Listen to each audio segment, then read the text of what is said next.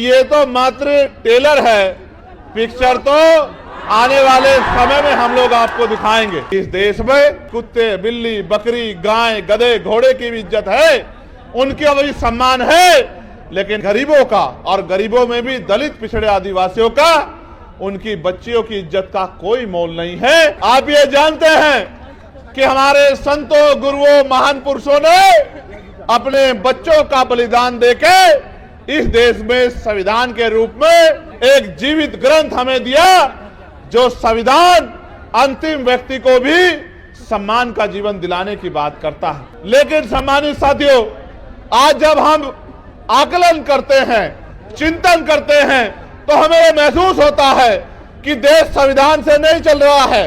सत्ता में बैठे अहंकारी लोग संविधान को ताक पे रख के प्रदेश को और देश को चलाने का काम कर रहे हैं। भारत का खून स्वाभिमानी खून है, ये हाथ फैलाने में नहीं, मजबूती से संघर्ष करने में भरोसा रखता है, लेकिन इनको मजबूर किया गया है हाथ फैलाने के लिए, सिस्टम बना के किया गया है।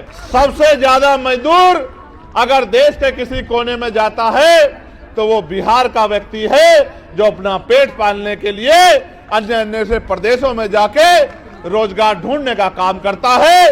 ये इन 15-15 साल चली निकम्मी सरकारों की देन है। मैं आपको बहुत बड़ी गारंटी तो नहीं देता, क्योंकि इस गारंटी का काम तो देश के प्रधानमंत्री ने ले रखा है।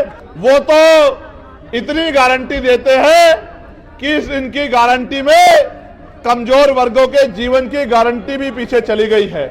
इसलिए मैं आपको एक ही गारंटी दे सकता हूं कि रोटी, कपड़ा, मकान, पीने के लिए साफ पानी, पहनने के लिए अच्छे कपड़े, अच्छी शिक्षा, अच्छी चिकित्सा और नौजवानों को, पढ़े लिखे नौजवानों को रोजगार, ये बहुत कोई बड़ा काम नहीं है। मैं आपको गारंटी देता हूं, अगर 1 साल के अंदर ये काम करके नहीं दिखाया तो जो आप कहोगे वो बात हम लोग स्वीकार कर लेंगे। आज हम सब लोग एक विशेष उद्देश्य के लिए पटना में इकट्ठा हुए हैं, और जब मैं यहां आया और जिस तरह का प्यार, जिस तरह की संख्या मैंने आपकी देखी, तो मेरा विश्वास मजबूत हुआ कि समाधान सुनिश्चित है। आपकी समस्याओं का समाधान आने वाले कल में सुनिश्चित है, क्योंकि जब जब आप अपनी समस्याओं के लिए ईमानदारी से काम करोगे और समस्या का हल ढूंढने का प्रयास करोगे, तो क्योंकि भारत में लोकतांत्रिक व्यवस्था है और बिहार तो लोकतंत्र के जननायकों में से बड़े बड़े नेता जिन्होंने बिहार में जन्म लिया, ये क्रांतिकारी धरती है। यहाँ की समस्याओं का हल तो बहुत जल्द सुनिश्चित हो जाएगा। आज आपका जुटा ये जनसमूह इस बात की गवाही दे रहा है कि आने वाला कल कमजोरों का, गरीबों का, दलितों का, पिछड़ों का, आदिवासियों का, मुसलमानों का, अन्य धार्मिक अल्पसंख्यकों का और हर जातियों के गरीब लोगों का है। ऐसा विश्वास मेरा आज आपकी संख्या के आधार पर यहां मजबूत हो रहा है। मैंने बहुत सारी समस्या आपकी सुनी, वक्ताओं के माध्यम से मंच पे मैंने बहुत सारी समस्याओं को जाना, और एक बहुत बड़ी संख्या यहां माताओं बहनों की भी है, जो बड़े लंबे समय से जिम्मेदारी से इस मंच की तरफ देख रही हैं। बहुत बड़ी संख्या में नौजवान और जिम्मेदार लोग भी पहुंचे हैं। हालांकि आप भी जानते हैं कि पहले रैली 1 तारीख को होनी थी, लेकिन प्रशासन और सरकार द्वारा परमिशन नहीं दी गई और 1 तारीख के कार्यक्रम को आगे बढ़ा के 8 तारीख को करना पड़ा। शायद सरकार की ये मंशा रही होगी कि जब 1 तारीख को कार्यक्रम नहीं होगा तो 8 तारीख का कार्यक्रम फेल हो जाएगा।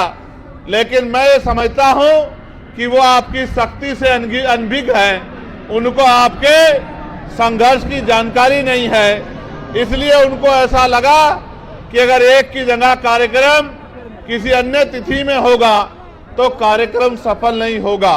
मैं मुख्यमंत्री जी को ये कहना चाहता हूं कि ये तो मात्र टेलर है, पिक्चर तो आने वाले समय में हम लोग आपको दिखाएंगे। सम्मानित साथियों, ये देश 15 अगस्त 1947 को आजाद हुआ है। 14 अगस्त 1947 को हम लोग इस देश में ब्रिटिश हुकूमत के अधीन थे। ब्रिटिश हुकूमत के अधीन होने के कारण इस देश में बहुत सारे हक अधिकार हक वंचित समाज के लोगों को नहीं थे। यहां तक कि इस देश में सदियों से चली आ रही कुप्रथाएं भी थी, जिनमें विधवा विवाह न होना, बाल विवाह होना, महिलाओं को सती प्रथा जैसी कुरीतियों का सामना करना और भी ऐसी बहुत सारी कुरीतियां और प्रतिबंध लगा के हक वंचित समाज के लोगों को गरीबी, बेबसी, लाचारी और जुल्म जाति का जीवन जीने के लिए मजबूर किया गया था। ये बात मैंने आपको इसलिए बताई कि आज भी आपकी समस्याओं में ये समस्याएं प्रमुख हैं कि रोटी, कपड़ा, मकान जो बुनियादी जरूरत है, खाने के लिए रोटी, पहनने के लिए कपड़ा, सर ढकने के लिए छत, पीने के लिए साफ पानी और आत्म सम्मान का जीवन, ये बुनियादी जरूरतें हैं। 75 साल की आजादी के बाद भी आज तक सरकारें अंतिम व्यक्ति को रोटी, कपड़ा, मकान, अच्छे कपड़े और पीने के लिए पानी की व्यवस्था कराने में कामयाब नहीं हो पाई। ये इस लोकतंत्र का सबसे बड़ा फेलियर है। जो काम आजादी के 10 सालों के अंदर हो जाना चाहिए था, वो काम आजादी के 75 सालों के बाद भी नहीं हुआ है। इसका उदाहरण ये है कि देश के प्रधानमंत्री कहते हैं कि हम 80 करोड़ लोगों को मुफ्त में राशन देते हैं। अगर इस देश में लोगों की जेब में पैसा होता, वो गरीबी के जीवन से निकल पाते, तो 80 करोड़ लोगों को मुफ्त में राशन नहीं देना पड़ता। क्योंकि भारत का खून स्वाभिमानी खून है। ये हाथ फैलाने में नहीं, मजबूती से संघर्ष करने में भरोसा रखता है, लेकिन इनको मजबूर किया गया है हाथ फैलाने के लिए, सिस्टम बना के किया गया है। मैं इसलिए आपसे कह रहा हूं और मैं तर्क के साथ आपको कहना चाहता हूं, मीडिया भी इस बात को दिखाएगा कि भारत के साथ साथ कई ऐसे अन्य कंट्रियां भी हैं, कई ऐसे देश भी हैं जो भारत के समकालिक या भारत के बाद आजाद हुए, और आज उन देशों में जाके देखोगे तो आपको एहसास होगा कि वो भारत से लगभग 50 साल आगे चल रहे हैं। जब एक समय पे आजाद हुए देश अगर बहुत दूर ना जाके यही चाइना को देखा जाए, भारत की इकोनॉमी, यहां के नेतागण 5 ट्रिलियन बनाने की बात करते हैं। अगर हम चाइना की इकोनॉमी से उसकी तुलना करें तो हम 1/4 पर भी नहीं पहुंच पाए हैं। एक समय में आजाद हुए देशों में इतना अलग अलग तरह का आर्थिक गैर बराबरी का जो उदाहरण मिलता है, ये इस बात का उदाहरण है कि आज भी इस देश का अंतिम व्यक्ति बुनियादी सुविधाओं से वंचित है। और मुझे कहने में कोई परहेज नहीं है कि इनमें भी दलित, आदिवासी और पिछड़े वर्ग के लोगों के हाल बहुत बुरे हैं।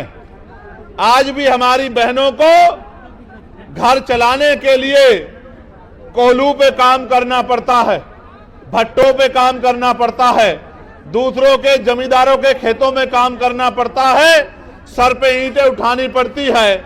मुझे सबसे बड़ी पीड़ा तब हुई थी जब कोरोना काल में मजदूर शहरों से पलायन करके घर की तरफ चला था और इन सरकारों के पास उन मजदूरों को देने के लिए, घर पहुंचाने के लिए ट्रेन की व्यवस्था भी नहीं थी। इस मेरे परिवार ने जो दूसरों के महल बनाता है, घर बनाता है, बिल्डिंग बनाता है, कंपनी बनाता है, इन अमीरों के पास कोरोना काल में इन गरीबों को का पेट भरने के लिए रोटी की व्यवस्था भी नहीं थी। मैंने देखा किस तरह मजदूर पलायन करके आया, कहीं ट्रेन के नीचे जाके मरा, कहीं भूखे पेट मरा, कहीं पानी की कमी के कारण मरा, और माए अपने बच्चों को बैग की चैन के ऊपर अपने बच्चों को लिटा लिटा के सफर कर रही थी। पैर में छाले पड़ गए, हाथों में छाले पड़ गए, गले सूख गए, हृदय गति रुक गई, हजारों लोगों की जान गई। लेकिन यहां की और केंद्र की निकम्मी सरकार बैठ के गरीबों की मौत का तमाशा देखती रही। ये हमने अपनी आंखों से देखा। सबसे ज्यादा मजदूर अगर देश के किसी कोने में जाता है तो वो बिहार का व्यक्ति है, जो अपना पेट पालने के लिए अन्य अन्य से प्रदेशों में जाके रोजगार ढूंढने का काम करता है। ये इन 15-15 साल चली निकम्मी सरकारों की देन है, जिन सरकारों की वजह से आज भी यहाँ का पढ़ा लिखा नौजवान रोजगार नहीं पा पाता है, और माताओं बहनों को भी घर को चलाने के लिए मजदूरी करना पड़ता है। गरिमाई जीवन देने का काम भी सरकार नहीं कर पाई है। आज जब हम लोग आजादी का अमृत उत्सव मना रहे हैं, अभी पार्लियामेंट में सेंट्रल हॉल में ये कहा गया प्रधानमंत्री जी द्वारा कि 75 साल हो गए हैं, ये अमृत काल है। ये कैसा अमृत काल है जहां एनसीआरबी का डाटा ये कहता है कि रोज महिलाओं के शरीर की धज्जियां उड़ाई जाती है, सामूहिक बलात्कार होते हैं, महिलाओं को तेजाब से नहलाया जाता है, महिलाओं की अस्मत को रोना जाता है, महिलाओं को दफ्तरों में और दफ्तरों के बाहर और गांव में सामंती व्यवस्था के आगे अपने आत्मसम्मान की रक्षा वो नहीं कर पाती। ये भी हमारे सामने ही है। और व्यवस्था कहती है कि भारत एक ऐसा देश है जहां महिलाओं को पूजा जाता है। मेरे बराबर में मीडिया की बहनें खड़ी हैं, नीचे महिलाएं जो पुलिस की नौकरी कर रही हैं वो बहनें भी खड़ी हैं। कभी उनके मन से भी पूछ के देखना कि रात को 10-11 बजे क्या वो बिहार में या उत्तर प्रदेश में या देश के किसी भी प्रदेश में क्या ईमानदारी से निकल सकती हैं? सच ये है, वो अकेले तो छोड़िए, वो परिवार के साथ भी आज नहीं निकल सकती है। ऐसी ऐसी घटनाएं सामने आती है कि हृदय कांप जाता है, और कुर्सी में बैठे नेता और उनके चाटुकार अधिकारी ऐसी ऐसी घटनाओं पे आंखें बंद कर लेते हैं। जब मैं बिहार के साथियों से बात करता हूं तो पता लगता है 13 साल की बच्ची का रेप हुआ, 12 साल की बच्ची का रेप हुआ, 15 साल की बच्ची गायब हो गई, 2 सगी बहनें गायब हो गई, कहीं मार के 2 बहनों को लटका दिया गया। तो ऐसा महसूस होता है कि इस देश में गरीबों का, और गरीबों में भी दलित पिछड़े आदिवासियों का, उनकी बच्चियों की इज्जत का कोई मोल नहीं है। यहाँ इस देश में कुत्ते, बिल्ली, बकरी, गाय, गधे, घोड़े की भी इज्जत है, उनका भी सम्मान है, लेकिन इंसानों का सम्मान नहीं है। तो ये महसूस होता है कि ये सरकारें किसका काम कर रही हैं? क्या ये गरीबों का काम कर रही हैं या ये अमीरों का काम कर रही हैं? यहाँ हमारे सेना में घोर जातिवाद और अपमान का सामना करने वाले हमारे साथी भी यहाँ मौजूद हैं, जो लंबे समय से इस गैर बराबरी और इस अन्याय के खिलाफ लड़ रहे हैं। लेकिन मुझे बड़े कष्ट के साथ कहना पड़ रहा है कि ये सत्ता के पास भी गए और विपक्ष के बड़े बड़े नेताओं के पास भी गए, लेकिन इनकी समस्या का समाधान सरकार नहीं कर पा रही है। इसका मतलब सरकार नहीं चाहती कि सेना के साथियों के तिरंगे को उठाने वाले साथियों का सम्मान होना चाहिए। सम्मानित साथियों, मैं किस किस की पीड़ा आपके सामने रखूं? मैं तो ये समझता हूं आज नहीं तो कल इस देश के नौजवान को अपने गरिमामय जीवन के लिए संघर्ष करने के लिए खड़ा होना पड़ेगा। और जब तक इस देश का नौजवान और इस देश में भी बिहार का नौजवान अपने पैरों पे खड़ा होके इस जुल्म, जाति, गरीबी, बेबसी, लाचारी की बेड़ियों को काटने का काम नहीं करेगा, तब तक इन सत्ता में बैठे फर्जी मसीहाओं के जरिए आपकी जिंदगी बदलने वाली नहीं। सम्मानित साथियों, आप ये जानते हैं कि हमारे संतों, गुरुओं, महान पुरुषों ने अपने बच्चों का बलिदान देके इस देश में संविधान के रूप में एक इतनी बड़ी शक्ति हमें दी, एक जीवित ग्रंथ हमें दिया जो संविधान अंतिम व्यक्ति को भी सम्मान का जीवन दिलाने की बात करता है, जो अंतिम व्यक्ति को भी गारंटी देता है रोटी, कपड़ा, मकान की, जो महिलाओं को भी पुरुषों के बराबर मुख्य धारा में खड़े होके सम्मान का जीवन देने की गारंटी देता है। लेकिन सम्मानित साथियों, आज जब हम आकलन करते हैं, चिंतन करते हैं, तो हमें यह महसूस होता है कि देश संविधान से नहीं चल रहा है। सत्ता में बैठे अहंकारी लोग संविधान को ताक पे रख के प्रदेश को और देश को चलाने का काम कर रहे हैं। नौजवान परेशान है, किसान परेशान है, सेना का जवान परेशान है, होमगार्ड के भाई परेशान है, चौकीदार परेशान है, महिलाएं परेशान हैं, ममता बहनें परेशान हैं। और अगर कोई परेशान नहीं है तो वो आपके राजभवन में और आपके विधानसभा में बैठे आपके नेता जो मोटी मोटी तनख्वाह लेके अपना और अपने बच्चों का ध्यान रखते हैं, अपने बच्चों को विदेशों में पढ़ाते हैं, अपने बच्चों का इलाज प्राइवेट हॉस्पिटल में कराते हैं और गरीब जनता को जुमला बोल बोल के बेवकूफ बनाने का काम करते हैं।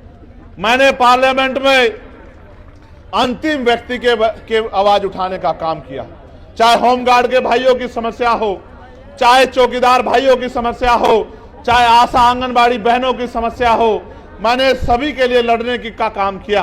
पार्लियामेंट में मैंने ये कहा कि इस देश को अगर आगे बढ़ाना है तो इस देश में सबसे पहले ये जो शिक्षा का बाजारीकरण किया गया है, इस बाजारीकरण के जरिए जहां महंगी शिक्षा एक तरफ है जहां अमीर के बच्चे पढ़ते हैं और एक तरफ सरकारी शिक्षा है जहां गरीब के बच्चे पढ़ते हैं, इस भेदभाव को खत्म करना होगा।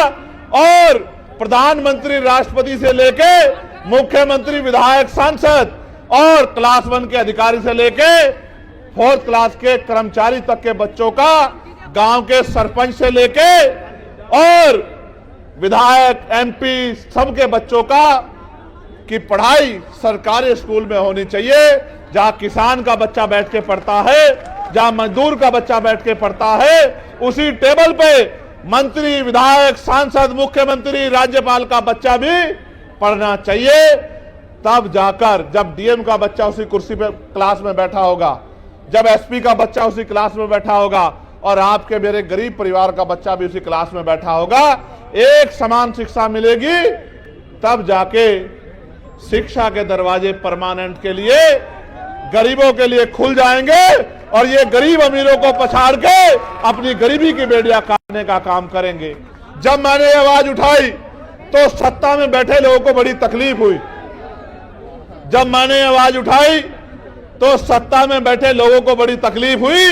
वो तकलीफ इसलिए हुई कि जब मैंने प्राइवेट स्कूलों पे उनको बंद करने की बात की तो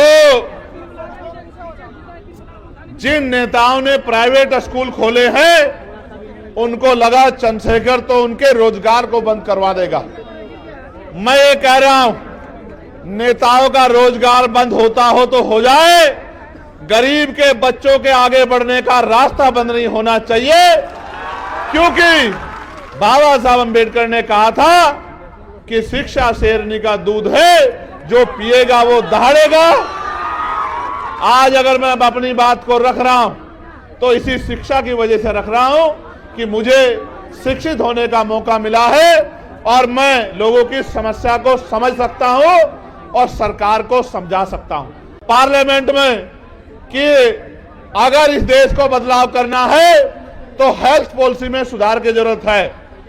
पूछा गया कैसी होनी चाहिए, मैंने कहा होनी ऐसी चाहिए कि गरीब के बच्चों को भी, गरीब आदमी को भी सरकारी अस्पताल में इलाज के लिए सरकार कहती है कि हमने बड़े अच्छे सरकारी अस्पताल बना दिए हैं। बिहार के लोगों को तो मैं ये कहूंगा कि मैंने बाढ़ में आपके तैरते हुए हॉस्पिटल देखे, मैंने आप छोड़िए, गया को छोड़िए, मोतिहारी को छोड़िए, बक्सर को छोड़िए, मैंने तो पटना के हॉस्पिटलों में 2-2 फीट पानी भरा हुआ देखा है, स्ट्रेचर तैरती हुई देखी है, दवाइयां तैरती हुई देखी है। यही डबल इंजन की सरकार का विकास है बिहार में, जो किससे छिपा हुआ नहीं। तो मैंने ये कहा, आप गौर करके सुनना, मैंने कहा कि जो नेता गरीबों से कहते, जनता से कहते कि आपके लिए अच्छे अस्पताल बनवा दिए हैं, उन नेताओं का इलाज भी उन्हीं अस्पतालों में होना चाहिए। नेताओं का इलाज तो प्राइवेट हॉस्पिटल में होता है, विदेशों में जाके होता है, फोर्टिज में होता है, मैक्स में होता है, और गरीबों का इलाज सरकारी अस्पताल में होता है, जहां डॉक्टर नहीं है, जहां दवाई नहीं है। डॉक्टर के पास जाओगे तो ऐसा व्यवहार करेगा। सब डॉक्टर तो बुरे नहीं है, लेकिन बहुत सारे डॉक्टर ऐसा व्यवहार करते हैं कि ये गरीब जबरदस्ती उनके अस्पताल में घुस गए हैं। दवाई नहीं मिलेगी, कोई मशीन नहीं है, एक्सरा, ईसीजी, एमआरआई, कोई मशीन नहीं है, बाहर से टेस्ट कराओ, जेब काटने का काम होगा। तो मैंने ये कहा कि प्रधानमंत्री हो, राष्ट्रपति हो, केंद्रीय सचिव हो, प्रमुख सचिव हो केंद्र के, या मुख्य सचिव हो, या डीएम हो, एसएसपी हो, या मुख्यमंत्री हो, या मंत्री हो केंद्र के, स्टेट के, विधायक हो, सांसद हो, सबका इलाज और उनके बच्चों का इलाज सरकारी अस्पताल में होना चाहिए।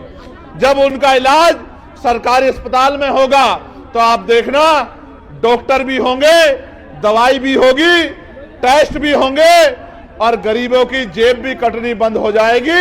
ये बात मैंने पार्लियामेंट में रखी। सम्मानित साथियों, मैं लगातार बिहार को संघर्ष करते देख रहा हूं, बहुत सारी समस्याएं मेरे सामने रखी हैं। मैं आपको बहुत बड़ी गारंटी तो नहीं देता, क्योंकि इस गारंटी का काम तो देश के प्रधानमंत्री ने ले रखा है कि वो गारंटी बहुत देते हैं। वो तो इतनी गारंटी देते हैं कि इनकी गारंटी में कमजोर वर्गों के जीवन की गारंटी भी पीछे चली गई है। इसलिए मैं आपको एक ही गारंटी दे सकता हूं कि रोटी, कपड़ा, मकान, पीने के लिए साफ पानी, पहनने के लिए अच्छे कपड़े,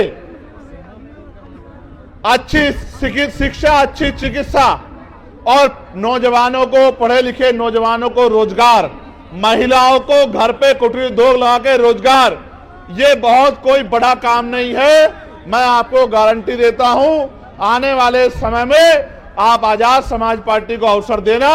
अगर 1 साल के अंदर ये काम करके नहीं दिखाया तो जो आप कहोगे वो बात हम लोग स्वीकार कर लेंगे।